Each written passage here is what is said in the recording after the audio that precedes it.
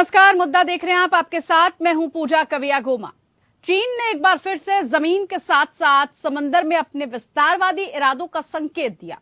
पहले चीन ने अरुणाचल से जुड़ी 11 जगहों का नाम अपने नक्शे में बदला था और अब दक्षिणी हिंद महासागर की गहराई में स्थित 19 समुद्री तलों के नाम बदल दिए हैं। चीन की मीडिया ने इसे बीजिंग की सॉफ्ट पावर प्रोजेक्शन करार दिया है। शी जिनपिंग की इस हिमाकत को हिंद महासागर में उनके बढ़ते दखल के रूप में भी देखा जा रहा है। इतना ही नहीं, चीन ने इससे पहले हिंद महासागर शब्द पर ही आपत्ति जताई थी और कहा था कि हिंद महासागर भारत का महासागर ही नहीं है।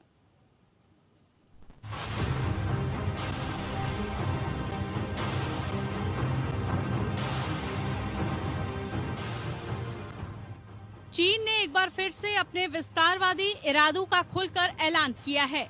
ड्रैगन के इस दगाबाजी ने साबित कर दिया कि उसकी न सिर्फ भारत की जमीन पर शैतानी नजर है, बल्कि वो भारत के समुद्री इलाकों पर नजरें गड़ाए बैठा है। चालबाज चीन ने पहले चुपके से अरुणाचल प्रदेश के गांवों के नाम बदल दिए थे। अब दक्षिणी हिंद महासागर में चीन ने गहरी चाल चली है। चीन ने दक्षिणी हिंद महासागर में 19 स्थानों के नाम बदल दिए हैं। चीन की तरफ से दक्षिण हिंद महासागर में 19 तलों के नाम बदलने की हिमाकत की गई है। चीन की ओर से की गई ये कार्रवाई भारत की संप्रभुता और हिंद महासागर के इलाके में भारतीय प्रभाव पर सीधा दखल है।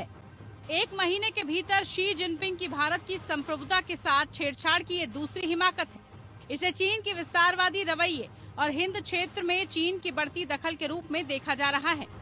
चीन के दक्षिण हिंद महासागर में जिन 19 जगहों के नाम बदलने की बात सामने आई है, वो भारतीय प्रायद्वीप से करीब 2000 किलोमीटर दूर हैं। चीन की मीडिया ने इसे बीजिंग की सॉफ्ट पावर प्रोजेक्शन करार दिया है।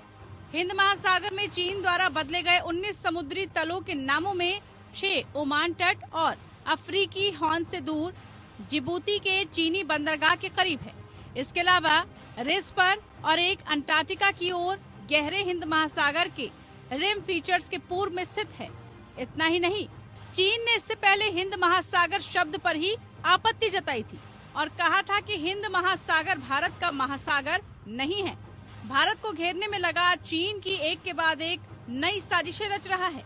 चीन अब कर्ज के जाल में डूबे श्रीलंका के डोंड्रा बे के जंगल में अपना एक रडार बेस बनाने की तैयारी कर रहा है।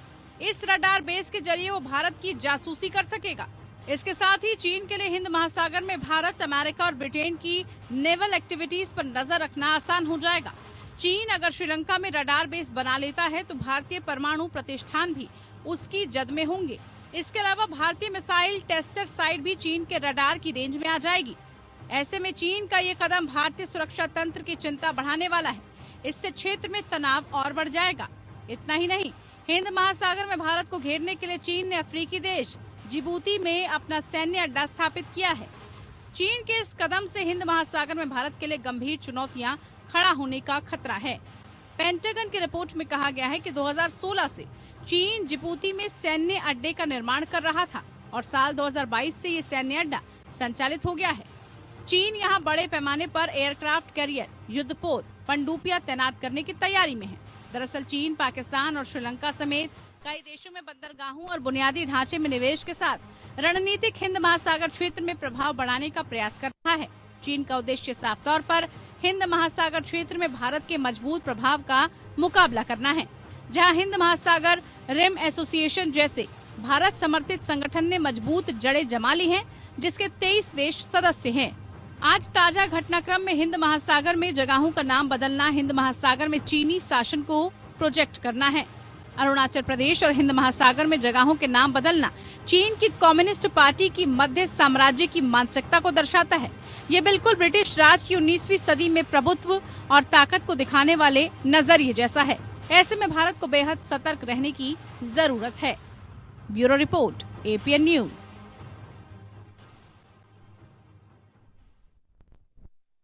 तो देखिए, रिपोर्ट हमने आपको दिखाई और चीन अब किस तरह से चालबाजी चल रहा है, नए नए प्रपंच कर रहा है, अरुणाचल में हमने देखा किस तरह से गांव के नाम बदलने पर उसका जोर रहा, भौगोलिक परिस्थितियों को बदलने की कोशिश हिमाकत वो कर रहा है। लेकिन अब हिंद महासागर पर भी चीनी प्रपंच करने की कोशिश कर रहा है।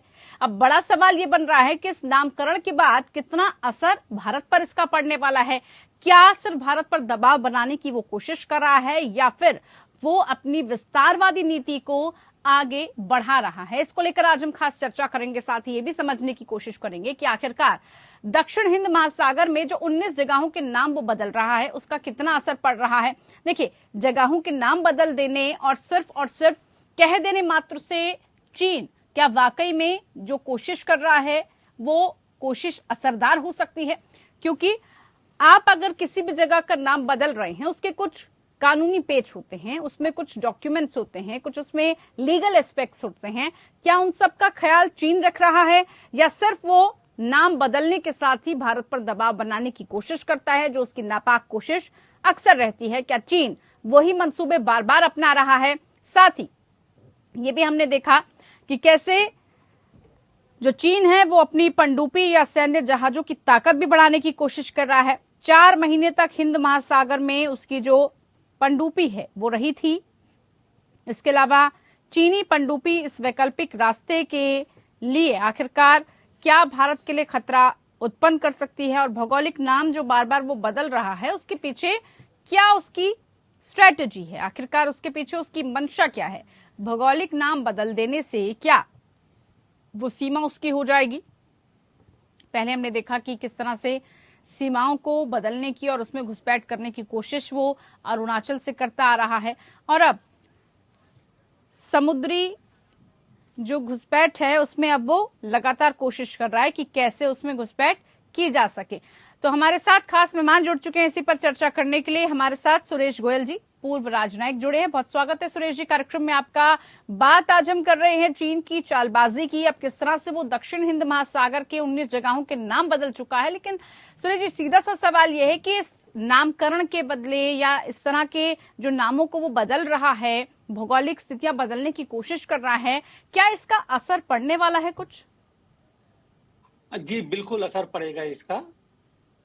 ये मेरे ख्याल है विश्व की जिम्मेदारी बनती है कि चीन इस तरह की जो कार्रवाई कर रहा है इसको अभी से नकारा जाए। चीन की एक हमेशा से स्ट्रैटेजी रही है ये, इससे पहले भी उनका कहना ये है कि विश्व में कोई भी जगह जहां पर चीनी उपस्थिति रही हो पहले कभी, चाहे अभी हो या नहीं हो, लेकिन अगर वहां पर चीनी लोग उपस्थित रहे हैं तो उस जगह के ऊपर चीन अपना हक जता सकता है। चीनियों का वहां पे जाना मतलब उसका मतलब ये चीन की सरकार के लिए कि वो जगह चीनी हो सकती है। तो ये एक बड़ी खतरे की चीज है, क्योंकि जो ये बोलता है कि अरुणाचल प्रदेश चीन का हिस्सा है, लद्दाख चीन का हिस्सा है, ये वो चीन का हिस्सा है, तो उसके तहत यही उसकी स्ट्रेटेजी है। क्योंकि पहले वहां पर चीनी लोग जा चुके हैं, मौजूद रह चुके हैं, तो हम वो चीन कहता है कि हम उसका अपना हिस्सा क्लेम कर सकते हैं जी। और यही बात समुद्री सतह पर लागू होती है। एक बार अगर उन्होंने 11 या 19 जगह, जितनी भी जगह हैं, उनको उन्होंने चीनी नाम दे दिया, तो आगे कभी भी वो ये क्लेम कर सकते हैं कि वहां पर चीनी नाम दिया है, तो चीनी वहां पर गए हैं, तो ये जगह चीनी हो सकती है। तो ये उनके जो एक्सपेंशनिस्ट प्लान है उसी का हिस्सा है। तो ये चीज है, ध्यान रखने वाली बात है। सुरेश गोयल जी, क्या इस तरह से नाम बदल देने से या फिर अभी अगर नाम बदल दें और फिर वो जगह उनकी हो जाएगी, क्या ऐसा पॉसिबल है? क्योंकि इसके लिए एक पूरी प्रक्रिया, पूरा प्रोसेसिंग होती होगी। ऐसे ही आप किसी का नाम नहीं रख सकते, या चीन ऐसे ही अपनी मनमर्जी कर लेता है?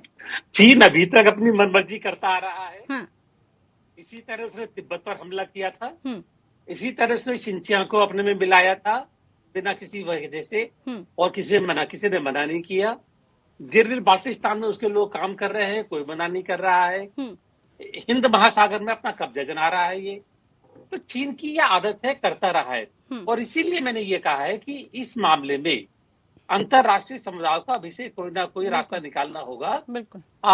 जो नामकरण किया है, जो मेरी समझ में आता है कि यूनाइटेड नेशंस में जो ऑर्गेनाइजेशंस हैं जहां पर कि ये पूरा काम देखते हैं कि मैपिंग करते हैं हिंद महासागर की, ये बाकी ओशंस की जो मैपिंग होती है, कि मैपिंग में वो जो ऑर्गेनाइजेशन है साफ साफ कहे कि चीनी ये नाम रख सकते हैं, लेकिन इंटरनेशनल स्टैंडर्ड में ये जगहों के नाम ये हैं और यही एक्सेप्टेबल है। बिल्कुल, और चीन के नामों को किसी भी वजह से एक्सेप्ट ना करें।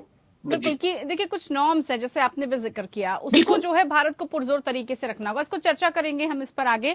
रिटायर्ड ग्रुप कैप्टन हमारे साथ बीएन झा जी जुड़ चुके हैं, रक्षा विशेषज्ञ। बहुत स्वागत है कार्यक्रम में आपका। बीएन झा जी, जिस तरह से चीन बार बार ये हिमाकत कर रहा है, जगहों के नाम बदल रहा है, अब ऐसे में क्या आपको लग रहा है कि जो वो नाम बदल रहा है भारत की सीमाओं पर इसका कितना असर पड़ने वाला है?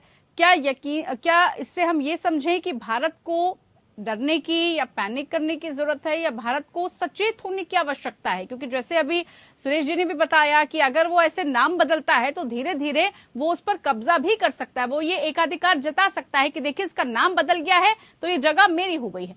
कैसे इसको समझ सकते हैं? देखिए, इंटरनेशनल प्लेटफॉर्म पे ऐसी हरकतों का कोई जस्टिफिकेशन नहीं है, लेकिन सर आपकी आवाज थोड़ी क्लियर नहीं आ रही, आप सुन पा रहे हैं मुझे? जी हाँ, मैं आपको सुन पा रहा हूँ। जी जी कहिए। देखिए, इंटरनेशनल लेवल पे ऐसे जो एक्शंस होते हैं कि किसी का नाम बदल दो और वो आपका हो गया, ये नहीं होता है। लेकिन चीन कर क्या रहा है कि वो जो इस तरह के नाम बदल रहा है, जो एरिया उसके एडजेसेंट्स में है, उसके सीमावर्ती क्षेत्र से कहीं पर लगा हुआ है, ऐसे जगह पे उसका ये एक ऐसा दृष्टिकोण रहा हमेशा से कि पहले वो नाम बदलता है, उसके बाद उसको वो डिस्प्यूटेड डिक्लेयर करता है, फिर वहां पे वो इनकर्शन करता है। ये चीन का ट्रेडिशनली ऐसा रहा है। और इसी तरह से आपने सुना होगा कि जो भूटान का जो नेशनल रिजर्व है, भूटान के नेशनल रिजर्व में इसी तरह से पहले उसने उसका नाम बदला, उसके बाद उसको डिस्प्यूटेड डिक्लेयर किया, फिर वहां पे अपने काम जो छेड़छाड़ जो है वो इनकर्शन जो होता है उसमें वो उसने शुरू किया। तो ये उसका प्रिटेक्स्ट है, लेकिन ये सब नहीं कर सकता है। ये चीन जैसा देश है, चीन काफी सशक्त देश है, तो अब जब वो ऐसा काम भूटान के साथ में कर रहा है या नेपाल के साथ में कर रहा है, आपने सुना होगा नेपाल में भी जो एवरेस्ट जो माउंटेन रेंज है, हिमालयन माउंटेन रेंज, इसके उत्तरी साइड में बहुत सारे गांव हैं जो चीन ने कब्जा कर लिया है और उसका वही मोडस ऑपरेंडी है। आपने सुना होगा आज से लगभग 3-4 हफ्ते पहले के भारत में भी अरुणाचल का जो कुछ एरिया है उसका नाम उसने बदल है। तो भारत एक सशक्त देश है, इसके जो अपनी सेना आज के दिन में है, 2014 के बाद हम क्लियरली कह सकते हैं कि भारत के चप्पे चप्पे पे भारतीय सेना का जो है वो नजर है। तो जो पहले होता आ रहा था वो अभी होने के चांसेस बड़े रिमोट हैं, लेकिन वो जो नाम बदला है, अगर ऐसा कोई एरिया किसी रिमोट एरिया में है जो कि जहाँ पे लोग नहीं रहते हैं, तो हो सकता है कि कल को वो अपना आर्गुमेंट फॉरवर्ड करे कि ये तो चीनी नाम है, इसमें बिल्कुल बीएन झा जी यही जो है यही सवाल, जैसे आपने भी कहा कि आगे वो आधिपत्य जता सकता है, आगे वो यह कर सकता है कि भाई ये नाम भी हमारा है, यहाँ पर हमारा हक है, हम लोग यहाँ पर काम नहीं, इसमें एक कैच है। देखिए, जब भी कोई चीज इंटरनेशनल फोरम पे ऐसे लैंड करती है तो आपका जो अपना देश है, आपके अपने रिकॉर्ड में इस देश का पूरा मैप आपने दिया हुआ है। अपने देश का जो मैप है वो यूनाइटेड नेशंस में है, हमारा जो दृष्टिकोण है वो यूनाइटेड नेशंस में ऑलरेडी है। इंटरनेशनल प्लेटफॉर्म पे हमारे जितने भी देश लगे हुए हैं, जितने भी अंतर्राष्ट्रीय सीमाएं हैं, सब में लगा हुआ है। तो कोई ब्लाइंडली आंख मूंद के अगर कह देगा कि नहीं ये तो फलाना नाम है, ये तो मेरा देश है, ऐसा नहीं हो सकता, हो ही नहीं सकता। लेकिन एक कैच यहाँ पे है कि इसमें जो इल कंसीव्ड एरिया है जहाँ पे कि आप नहीं रहते हैं, उस तक कल को वहाँ पे आके बैठ जाए, फिर वो कहे कि हाँ ये मेरा है। तो और इसी तरह से बीएन जी ये जो विस्तारवादी नीति, इंडियन फोर्सेस जो है वो सशक्त है। इसी तरह से डोकलाम में जो पेंगोंग एरिया है वहाँ पे पहले उसने कोशिश की थी, उसको फाइनली उसको वहां से पीछे हटना पड़ा। ठीक। तो इस तरह से हमें ज्यादा चिंता करने की जरूरत नहीं है। हाँ। और यही चीज लागू होती है हिंद महासागर में या और बे ऑफ बंगाल में, कहीं पे भी। सिर्फ नाम बदलने से नहीं होगा, लेकिन हम लोग ये ना भूलें कि आज के दिन में चीन जो है वो नेवल फोर्सेस में सबसे ऊपर है। उसकी जो नंबर है, उसके जो युद्ध पोत हैं वो सबसे ज्यादा है विश्व में। तो वो कहीं न कहीं दखल अंदाजी करने की कोशिश करेगा, लेकिन हमको अपने आप में प्रिपेयर्डनेस रहना है, उससे कुछ नहीं होने वाला है। बिल्कुल। और चीन की विस्तारवादी नीति की जब हम बात करते हैं तो ये उसकी नीति के अंतर्गत ही आता है, इसी तरह से वो अपनी चालबाजी करता रहता है। लेकिन क्या आपको लग रहा है सुरेश गोयल जी, इन सब के बाद जिस तरह से 4 महीने तक कहा गया कि जो चीनी पोत है उसको भी हिंद महासागर में उसने रखा है, और जो उसकी एक कोशिश है वो ये है कि कैसे वो नजर रख सके। जैसे अब हम देख रहे हैं कि श्रीलंका में वो लगातार ये कोशिश कर रहा है कि वहां पर उसकी जो सैन्य चीजें हैं, सैन्य टुकड़ियां हैं, वो वहां पर स्थापित कर सके। अब ऐसे ही कहा यह भी जा रहा है कि हिंद महासागर के माध्यम से जो उसकी सैन्य ताकत है उसको वो बढ़ाए, जहाजों को, पोतों को, पनडुब्बियों को वहां पर रख सके। ये सब उसकी एक साजिश का हिस्सा हो सकता है। देखिए, हमें एक चीज याद रखनी चाहिए कि चीन इस समय दुनिया का सेकंड नंबर 2 का महाशक्तिशाली देश है। इसकी जो शक्ति में इसकी इकोनॉमी भी शामिल है, इसकी पीएलए, बोथ नेवी और आर्मी वो भी शामिल है, एयरफोर्स भी शामिल है। इसकी टेक्नोलॉजी के एरिया में जितनी इसका विकसित किया है वो भी शामिल है, रिसोर्सेज वगैरह। तो चीन इस समय तैयारी कर रहा है कि जो यूएसए का क्षेत्र है, और यूएसए का क्षेत्र है पैसिफिक, प्रशांत महासागर और इंडियन ओशन। इंडियन ओशन में ताइवान, साउथ कोरिया, जापान, ये तीनों ही देश जो है अमेरिका की सिक्योरिटी अलायंस के हिस्सा है। ऑस्ट्रेलिया भी अब जो है इस सिक्योरिटी ग्रुपिंग में भारत भी इसका हिस्सा बन चुका है। तो उस लिहाज से भारत के ऊपर चीन की निगाह पहले से बहुत ज्यादा तेज हो गई है जी। क्योंकि पहले हमारा जो झगड़ा इसका खाली लैंड बॉर्डर्स पर था, और अब जो इंडियन इम्पैक्ट है इंडो पैसिफिक में, खास तौर पर वेस्टर्न इंडियन ओशन में, वो भी चीन की निगाह में आ गया है। लेकिन हमें चीन की जो आदत को देखना होगा वो खाली भारत के नजरिए से नहीं, इस नजरिए से देखना होगा। चीन यहाँ पर सबसे ज्यादा शक्तिशाली देश बनना चाहता है, और हमारा नजरिया ये होना चाहिए कि अगर हमारी नेबरहुड में एक सबसे ज्यादा शक्तिशाली देश जो हमेशा दूसरे को नीचा दिखाना चाहता है अगर रहेगा, तो हमारा खतरा और ज्यादा बढ़ जाएगा। इसलिए हमको सतर्क बहुत ज्यादा रहना है। लेकिन हम इसकी चीन के खतरे को खाली शक्ति से डील नहीं कर सकते हैं। इतनी शक्ति पाने के लिए समय लगता है, और हमें समय चाहिए। और जब तक ये समय है तो हमें जो बाकी दूसरे देश हैं जिनको भी चीन से खतरा है, उनको साथ में लेके चलना होगा। लेकिन चलना जरूर होगा, क्योंकि उसके बिना चीन इतना शक्तिशाली हो जाएगा और इतना आउट ऑफ कंट्रोल हो जाएगा कि बाकी जितने भी देश हैं, आपने देखा, मैं एग्जांपल देता हूँ, ये साउथ चाइना सीज में फिलीपाइंस और चीन के बीच में आईसीजे ने जो अपना फैसला दिया जी, वो फिलीपाइंस के पक्ष में दिया, लेकिन चीन ने नहीं माना। जो बाकी जहां पर आइलैंड्स हैं जो कि इसके अधिकार में नहीं है, वहां पर धीरे धीरे अपने सारे इन्होंने सैनिक ठिकाने बना लिए, नहीं रुक रहे हैं वो ये। बिल्कुल। तो हमें ये सोच के चलना होगा कि इंटरनेशनल लॉ से चीन रुकने वाला नहीं है। चीन ताकत से ही रुक सकता है, और ताकत उसके लिए चाहिए, बढ़ानी पड़ेगी। और जब तक हमारी इतनी ताकत नहीं हो जाती है, हमें बाकी सब देशों की जो हमारे साथी हैं तब वो ताकत लेकर के साथ चलना होगा। बिल्कुल, सामरिक जिम्मेदारी इसमें बड़ी महत्वपूर्ण हो जाती है, जैसे आपने जिक्र किया है। अब बीएन झा जी, क्या इन सब के बीच में जिस तरह से चर्चा की जा रही है कि भाई चीन ऐसा कर सकता है, वैकल्पिक रास्ते तलाश रहा है, वो कोई ऐसे रास्ते तलाशने की कोशिश कर रहा है जिससे वो भारत में आ सके, धीरे धीरे जो उसकी सीमाएं हैं उसमें घुसपैठ कर सके। पहले हम देख रहे हैं कि अरुणाचल में वो ऑलरेडी पहले से ही गाँव के नाम बदल चुका है। नाम बदलने को लेकर जिस तरह से वो एक साजिश रच रहा है, जिस तरह की रणनीति अपना रहा है बीएन झा जी, क्या आपको लग रहा है अब ऐसे में भारत को एक स्टैंड लेने की आवश्यकता है, इंटरनेशनल लेवल पर एक ऐसा कड़ा स्टैंड लिया जाए ताकि कम से कम आगे आने वाले समय में वो नाम तो ना बदल पाए? देखिए, नाम बदलना चीन का अपना यूनिलैटरल एक्शन है, उससे कोई फर्क नहीं पड़ता है। आप वो कल मान लीजिए चीन भारत का नाम बदल के कुछ रख देता है, तो इसका मतलब ये तो नहीं हो सकता कि भारत जो है वो चीन का पार्ट है। तो इतने सारे इंटरनेशनल नियम हैं इसमें, उससे कुछ नहीं हो सकता। लेकिन एक चीज याद रखिए, अभी जैसे आप बता रहे थे कि चीन ने बाकी जगहों का जैसे साउथ चाइना सी में बहुत सारे एरिया जो 9 डॉटेड लाइन है, उसने अपना 9 डॉटेड लाइन खींच दिया है और वहां पे अपना अधिपत्य जमा दिया है। वहां पे इतने सारे जो आइलैंड्स हैं, रीफ आइलैंड्स हैं, उनको अपना बना लिया है, एक आर्टिफिशियल आइलैंड उसने बना लिया है।